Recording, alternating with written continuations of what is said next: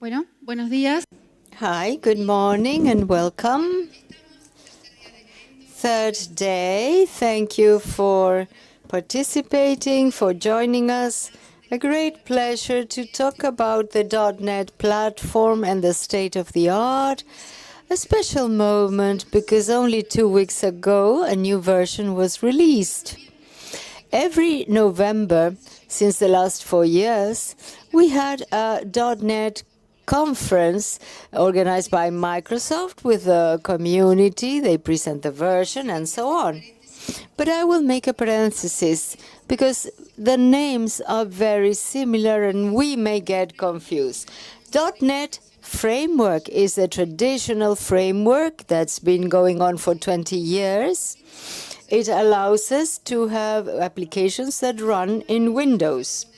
5 years ago, we had .NET Core as a multi-platform to run multi-platforms. It not only run in Windows, but also in Linux and others.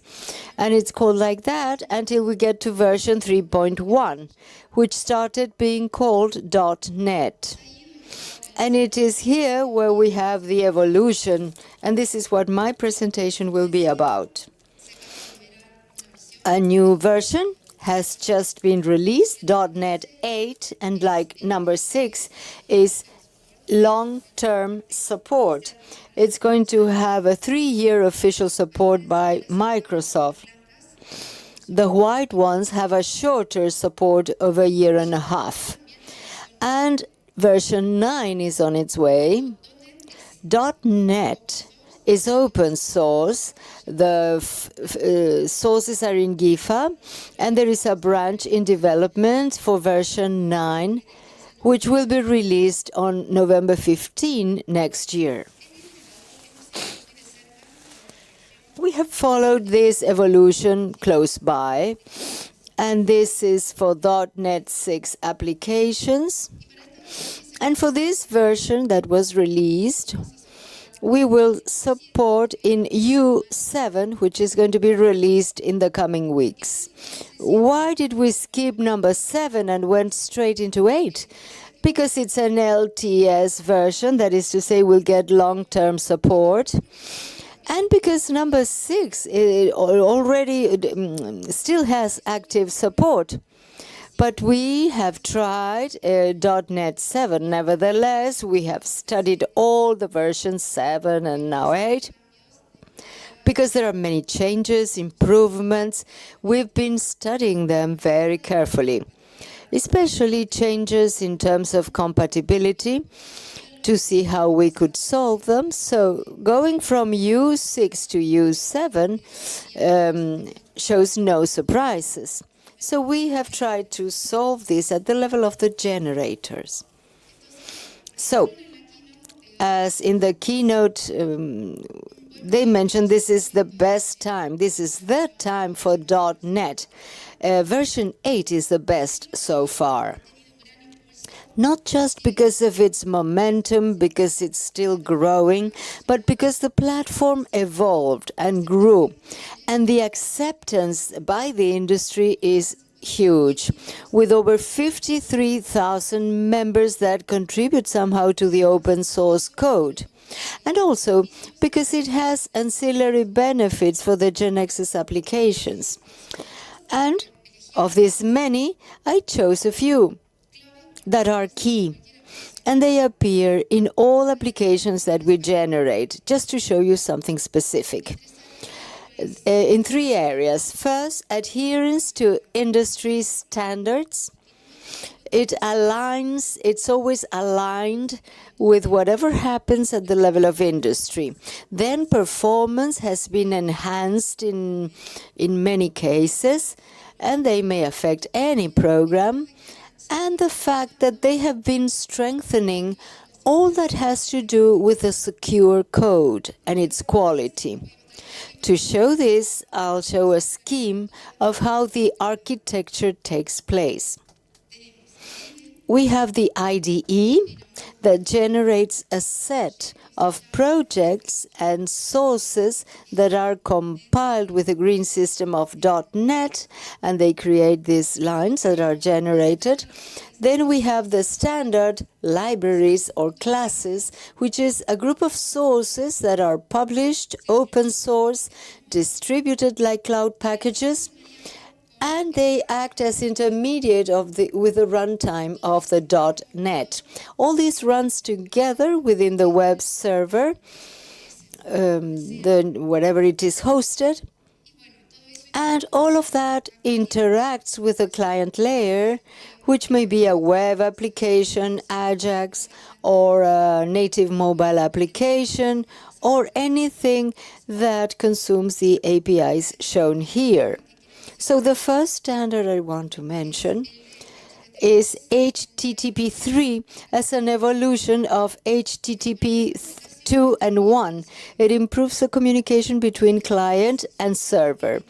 Number 3 appeared in 2022, and the other two, they are implemented on UDP, the others in TCP.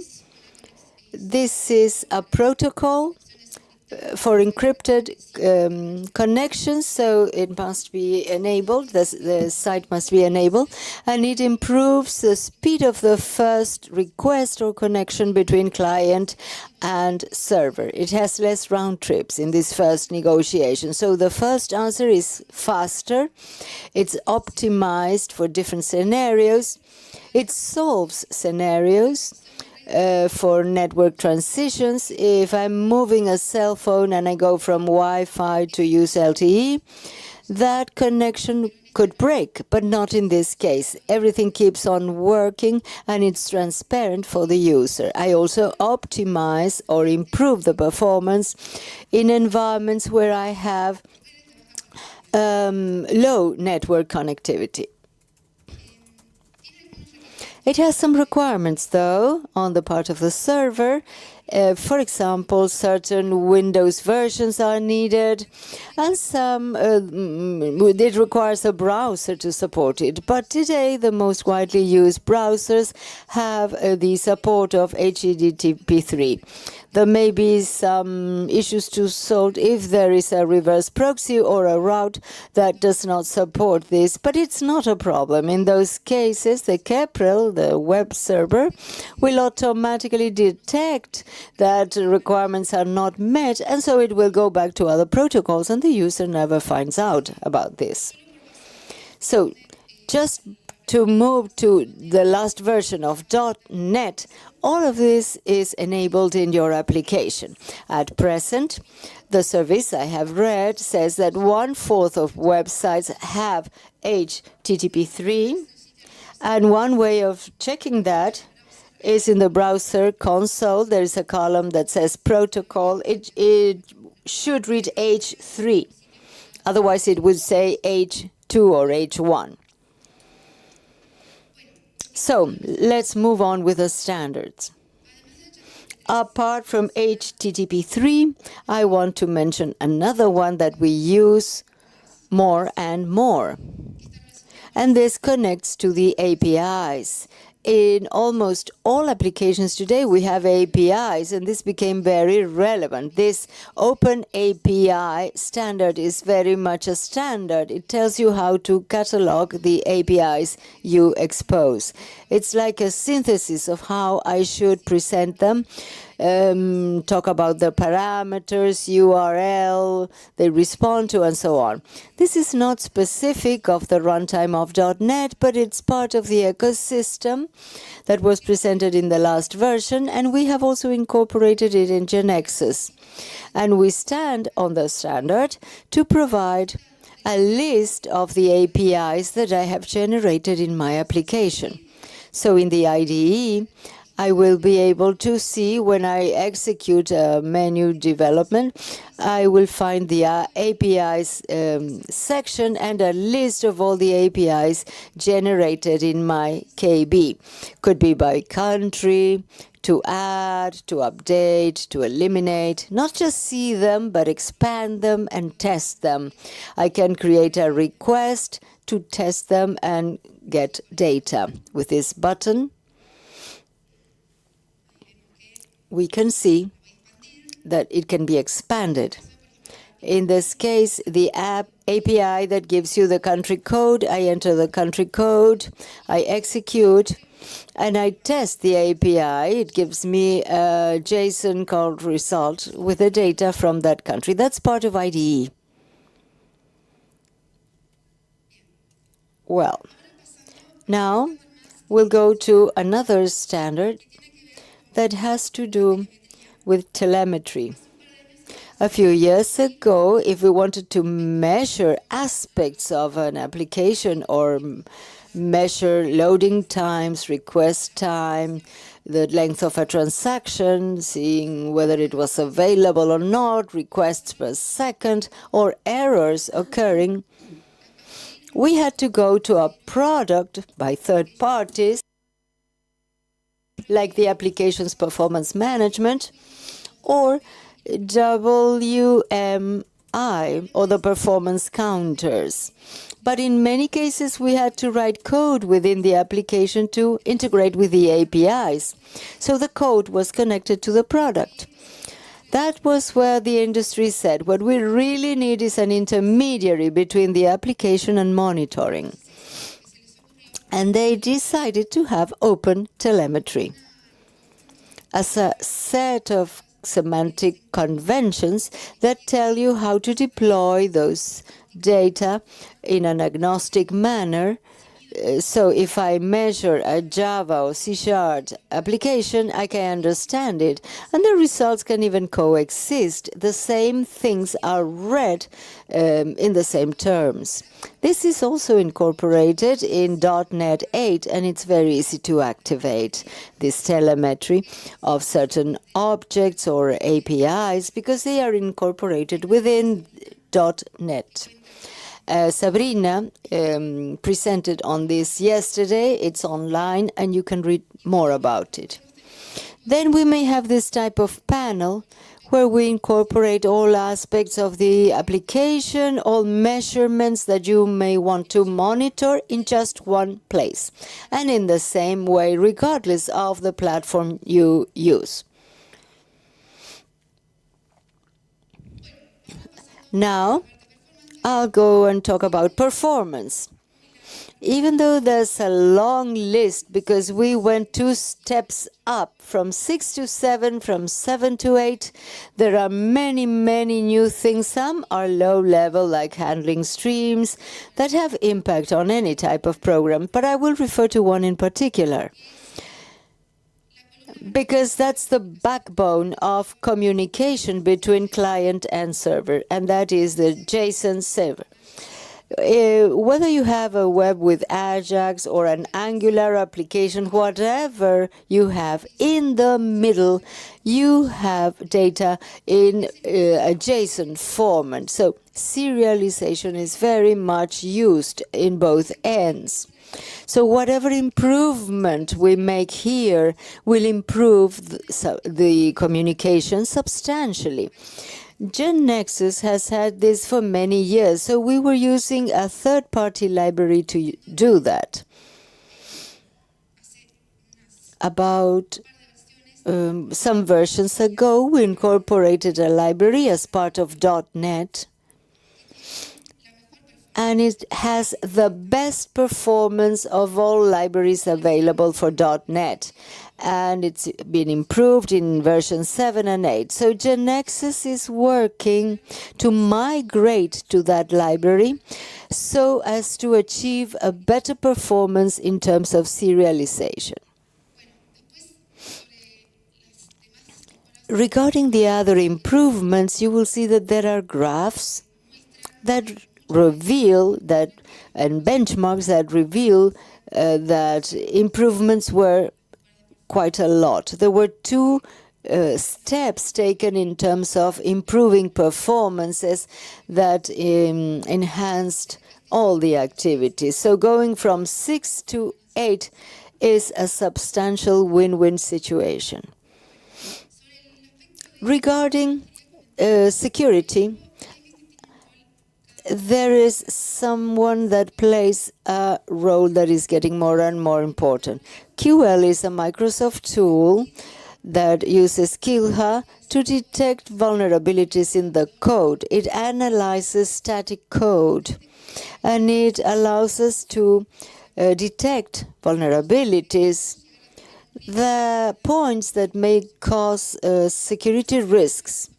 A few months ago, Microsoft announced this initiative, saying that the intention is CodeQL to become an analysis tool in 100% of its business products. In GeneXus, the standards that I mentioned today are open source and published, and they have incorporated CodeQL in their system.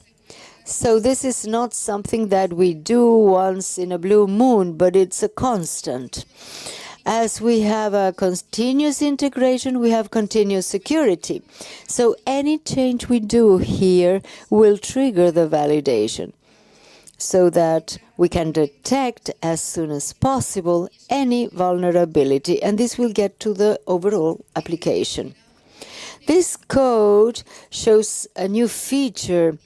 We have a new audit in version 8. It's to check the code that has been generated. In this case, I forced the use of an external package, so the warning stood up.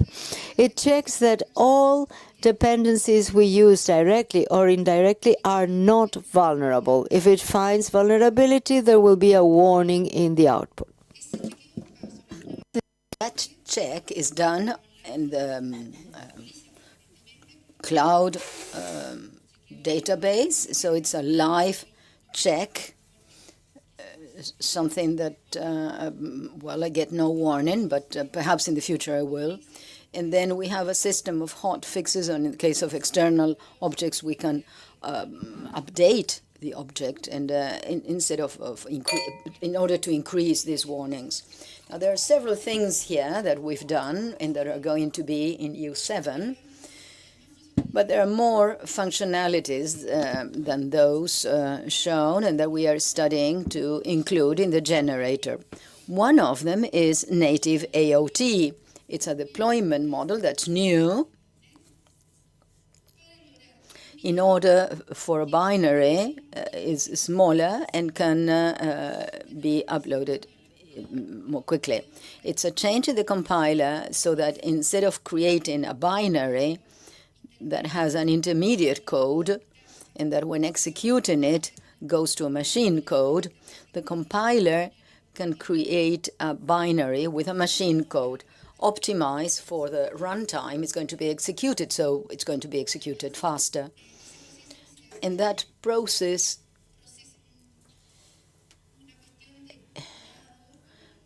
prunes it or takes away the code. It's not going to be used in runtime, so that the binary is smaller and it's going to get only what's going to use.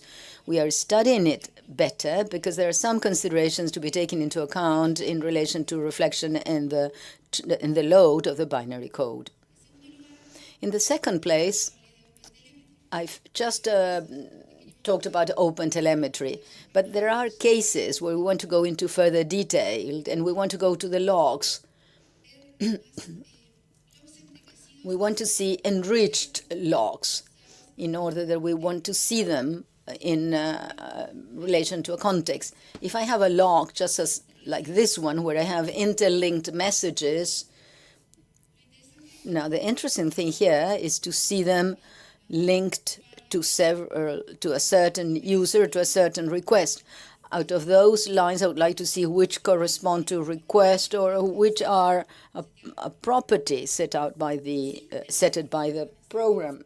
Instead of having to include that data in each message, we've already got that basis because we have it in .NET in the API, and it's improved quite a lot and will allow configuring that property in order to be able to read the logs in that way and be able to see something in relation to a context or the context of the log. To conclude, I would like to give you a reference to or a link to Sabrina's talk, because she discussed telemetry and apps. You can see them online. And also Alejandro Ceballos, who goes deeper into everything that has to do with code analysis. There is a lot available. There was just one part to show you specific things. There are lots of improvements moving from U6 to U7.